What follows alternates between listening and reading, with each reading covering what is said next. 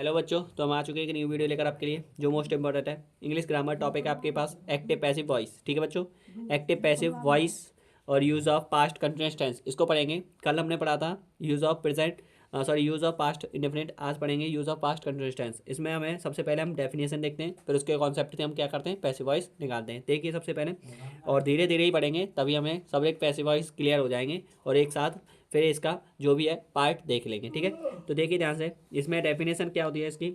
Definition definition होती है इसकी, डेफिनेशन परिभाषा क्या होती है इसकी।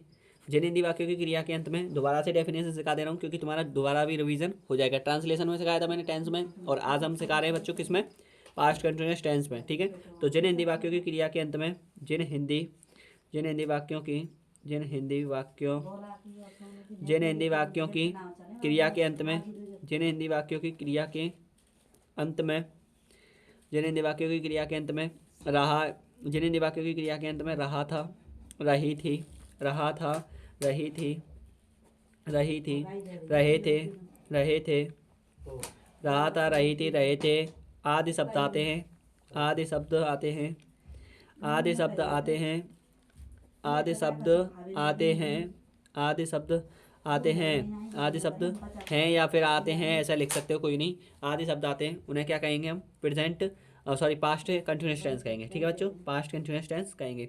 अब इसका सबसे पहले रूल देखेंगे, पहले एक्टिव रूल देखेंगे फिर पैसिव रूल देखेंगे। ठीक है बच्चों, रूल से ही हमें क्या आ जाता है, कंफर्म हो जाता है कि कौन सा क्वेश्चन किस कॉन्सेप्ट से होगा, क्योंकि रूल से हमें पता चल जाएगा इस रूल के अकॉर्डिंगली हमें पुट करने हैं। ठीक है बात, देखिए तो एक्टिव रूल क्या हो जाएगा हमारे पास। सबसे पहले हमारे पास आती है सब्जेक्ट, सब्जेक्ट आएगा, सब्जेक्ट के बाद फिर क्या आएगा, सब्जेक्ट के बाद आएगा हमारे पास वॉज या वर्ब में से, क्योंकि हेल्पिंग वर्ब आती है कोई नहीं। ठीक है, वॉज या वर्ब में से प्लस फिर क्या आएगा, सब्जेक्ट प्लस वॉज या वर्ब प्लस फिर वर्ब के, फिर आएगा वर्ब, और वर्ब की कौन सी फॉर्म आएगी, वर्ब की वर्ब लिखेंगे और वर्ब की फर्स्ट फॉर्म आएगी, फर्स्ट फॉर्म, वर्ब की फर्स्ट फॉर्म आएगी। ऐड कर लेना वाले ही, नहीं तो ऐसे रखते हो।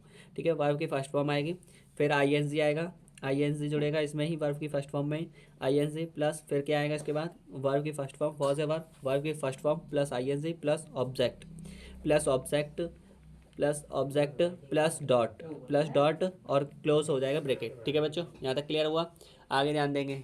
ठीक है बच्चों, यहाँ तक समझ में आ गया होगा। इसके बाद आती है हमारे पास पैसिव रूल। पैसिव रूल क्या होता है इसका, उसको देखेंगे, फिर इसको कॉन्सेप्ट देखेंगे। ठीक है, तो पैसिव रूल देखते हैं इसका।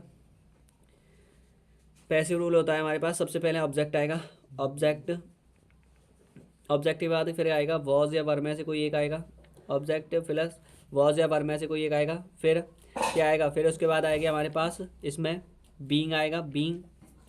ठीक है, बीइंग आएगा, फिर क्रिया की थर्ड फॉर्म आएगी, क्रिया की थर्ड फॉर्म, क्रिया की क्या आएगी, थर्ड फॉर्म वॉज या वर्ब, फिर बीइंग प्लस क्रिया की थर्ड फॉर्म प्लस, थोड़ा ध्यान दीजिए। ठीक है बच्चों, सीधा कर देते देखिए।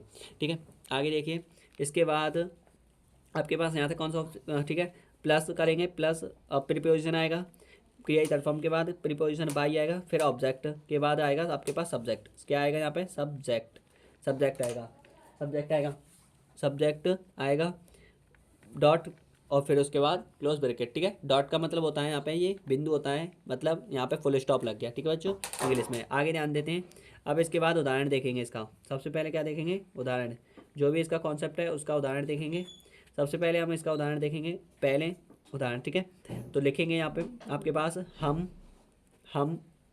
यहाँ पे लिखेंगे हम बाजार जाते हैं, ऐसा नहीं लिखना है, हमें कोई ऐसा कॉन्सेप्ट लेना पड़ेगा जो क्या बन जाए, आपके पास ये कॉन्सेप्ट क्लियर हो जाए। ठीक है, तो हम एक उदाहरण कोई सी भी ले लेते हैं, हम किताब हम किताब हम किताब पढ़ रहे थे, हम किताब पढ़ रहे थे। ठीक है, हम किताब पढ़ रहे थे, ऐसा ले लेते हैं। तो इसमें सबसे पहले हमारे पास एक्टिव है। ठीक है, ये अभी हमें इसमें एक्टिव बनाना पड़ेगा, तो वर वी वर पढ़ रहे थे, we were reading, we were reading book, we were reading book. कोई भी बुक होती है तो इसीलिए हम कैपिटल लेटर ले रहे हैं। ठीक है, वी वर रीडिंग बुक। आगे ध्यान देंगे, अब इसका पैसिव वॉइस बनाएंगे। क्या बनाएंगे, पैसिव वॉइस। पैसिव बनाएंगे तो पैसिव वॉइस कैसे बनेगा, ये तो एक्टिव हो गया। पैसिव बनाएंगे तो सबसे पहले क्या आएगा, ऑब्जेक्ट आएगा, ऑब्जेक्ट क्या है, बुक, बुक। फिर उसके बाद बुक क्या है, सिंगुलर सब्जेक्ट है, इसीलिए इसमें क्या आ जाएगा, वॉज आएगा। वॉज फिर बीइंग आएगी, बीइंग आएगी, बीइंग के बाद आएगा क्रिया की थर्ड फॉर्म आएगी, सॉरी क्रिया की थर्ड फॉर्म प्लस लग गया, सॉरी। फिर क्रिया की थर्ड फॉर्म क्या आती है, रीड आएगी, रीड। ठीक है, क्रिया की थर्ड फॉर्म रीड ही होती है, read read read, second form, first form और थर्ड फॉर्म। ठीक है, तो book was being read, read के बाद क्या आएगा, बाई आएगा, और फिर वी का ऑब्जेक्ट क्या हो जाएगा, वी का हो जाता है अस, वी का क्या हो जाएगा, अस हो जाएगा। ठीक है, वी का क्या हो जाएगा, अस हो जाएगा, यू एस, अस, और फिर डॉट लग जाएगा और क्लोज ब्रैकेट। ठीक है, कहने का मतलब यही है। ठीक है, book was being read by us. ठीक है, तो ये हो गया आपके पास कॉन्सेप्ट पैसिव वॉइस। ठीक है, अब आगे देखेंगे नेक्स्ट क्लास में।